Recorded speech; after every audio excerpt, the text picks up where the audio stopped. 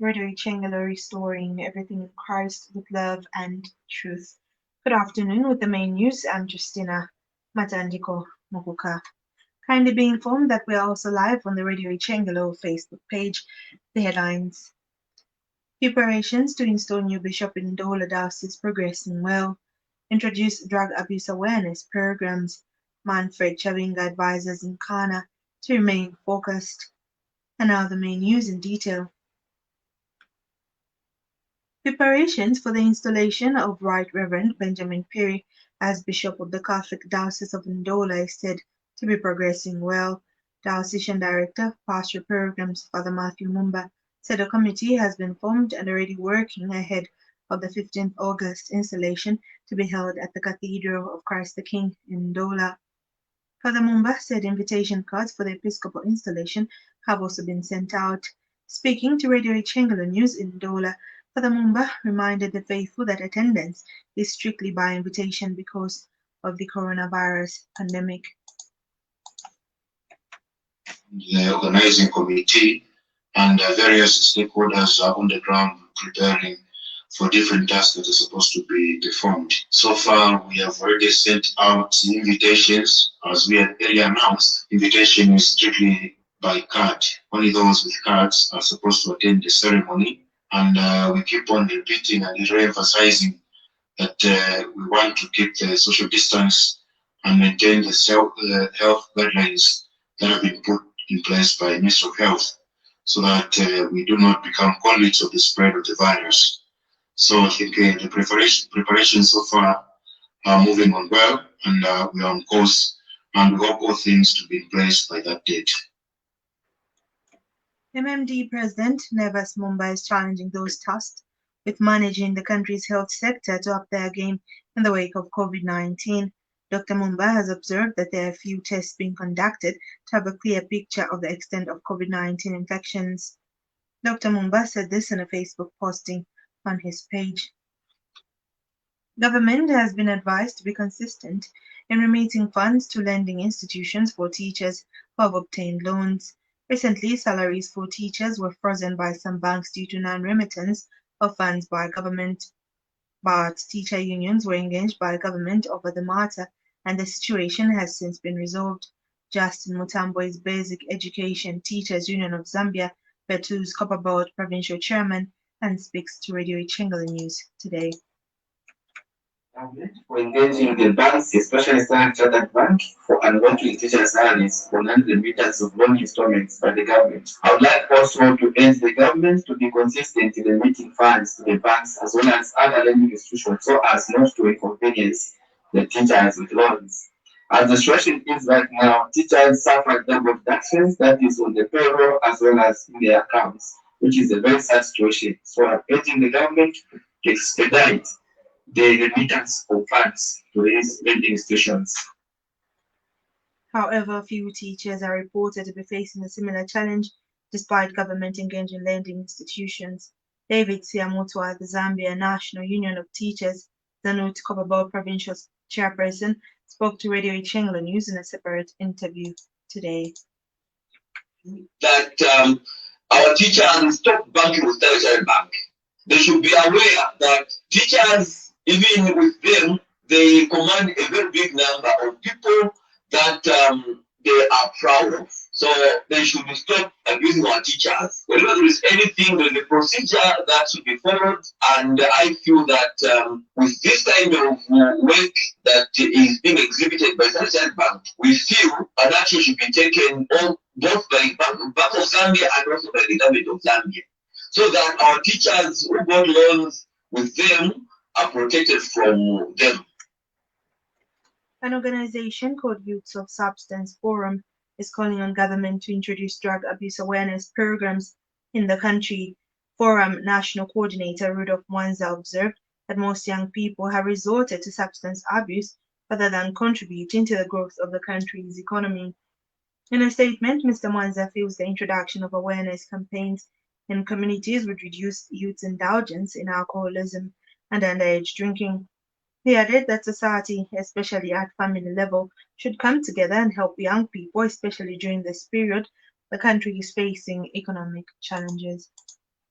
Abuse has become so common among youth in our communities today, even when bars and nightclubs have been closed. It's so shocking that the Kito Central Hospital is mostly attending to young people who are ill as a result of alcohol abuse. Our society today has many challenges where young people are drinking too much and attacking elderly members of the community. Local government authorities should also ensure that restaurants and liquor shop owners do not sell alcohol to children under the age of 18 years. Farmers have been implored to quickly deposit the 400 kwacha contributions for the Farmer Input Support Program under the e-voucher system. Former Kito District Farmers Cooperative Union Chairperson McDonald Mwemba said depositing money in good time would guarantee early access to farming inputs. Speaking to Radio Chingla News today, Mr. Mwemba, who expressed delight that fertilizer has already reached in the province, said it was important that farmers have the farming inputs by September before the onset of the 2020-2021 farming season.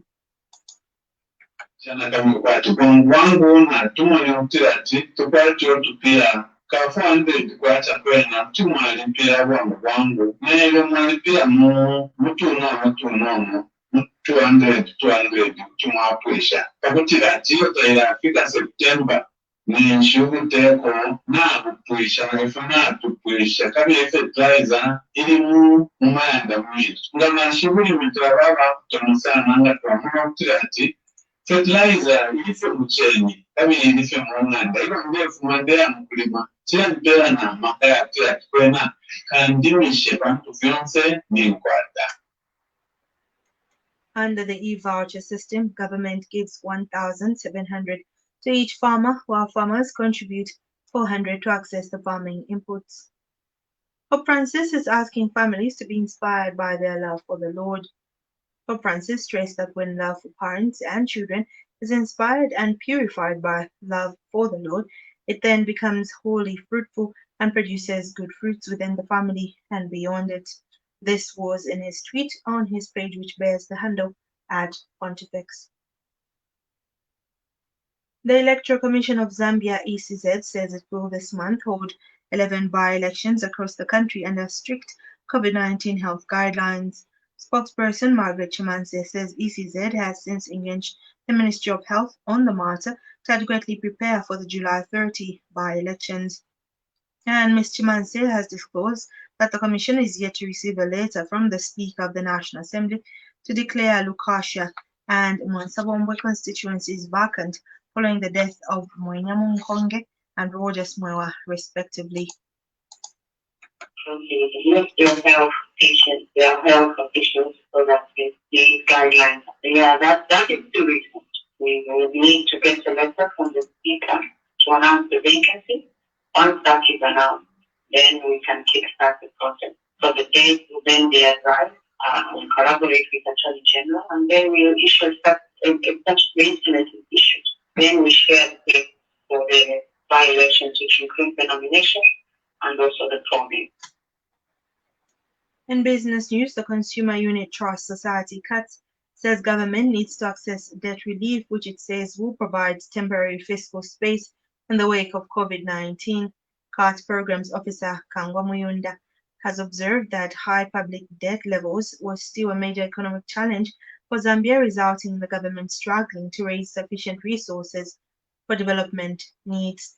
Muyunda also says the limited resources available following the reprogramming of the 2020 budget should focus on critical sectors that include health, education, and social protection. Muyunda is also asking government to continue its engagements with the IMF to secure a bailout package by addressing underlying microeconomic vulnerabilities. In football, coach Manfred Chavinga says Nkana must remain focused to maintain their stay at the top of the first Super Division. Ghana yesterday moved to the top of the table after beating Zanaco 3-0 at Nkana Stadium in Kitwe to amass 46 points from 25 matches. In a post-match interview, Chawinga told journalists that Nkana must not lose concentration in the remaining 9 matches.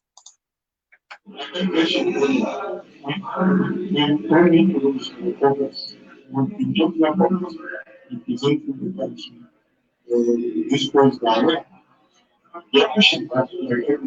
They're pushing. Zanaco coach Chris Kaunda said the withdrawal of his key 6 players who tested positive for COVID-19 minutes before the match disturbed the game plan. From the ground, you went on the pitch, warm up.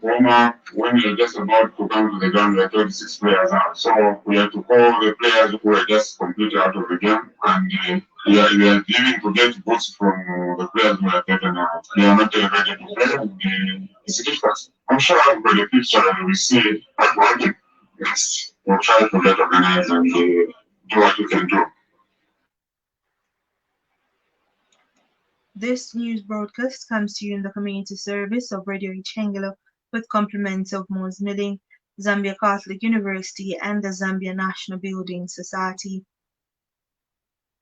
And now international news as monitored from the BBC. There are concerns the death toll from the coronavirus in South Africa may be significantly higher than official figures currently show. A record 572 people died from the virus in the past 24 hours, but researchers from South Africa's Medical Research Council say the figures for natural deaths are far higher than usual, suggesting thousands of COVID-19 deaths may be going unreported. So far, official figures show almost 6,000 people have died from COVID-19, but a study of the past 10 weeks shows there have been 17,000 more deaths than usual for this time of the year. The researchers suspect many of those are likely to be COVID-related, such as people who've died at home and other cases that have somehow gone unreported.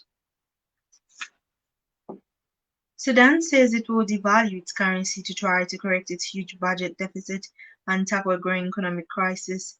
The Sudanese pound trades at an official rate of 55 to the dollar, but the black market rate is 140. With rampant inflation and state revenues having dropped 40%, the acting finance minister said urgent action on the currency was needed. The government has also appointed a civilian governors for Sudan's constituent states as part of the 3-year transition to fully democratic rule. And finally, President Donald Trump is to send a surge of federal security forces to U.S. cities in a crackdown on crime. Chicago and 2 other Democratic-run cities are being targeted in the Republican president's move amid a spike in violence, but federal deployments in Portland, Oregon have proved controversial. Local officials say they have raised tensions amid ongoing protests. Law and order has become a key plank of Mr. Trump's re-election bid in November. And that item brings us to the end of our main news headlines once again. Preparations to install new bishop in Ndola Diocese progressing well. Introduced drug abuse awareness programs. Manfred Chawinga advises Nkana to remain focused. Friends, for these and more stories, you can visit our Facebook page. Log on to Facebook and like the Radio Ichengelo page and link to radioichengelo.radio12345.com. You can still listen to the rebroadcast of the news on our YouTube channel. You can also listen to us on Radio Garden.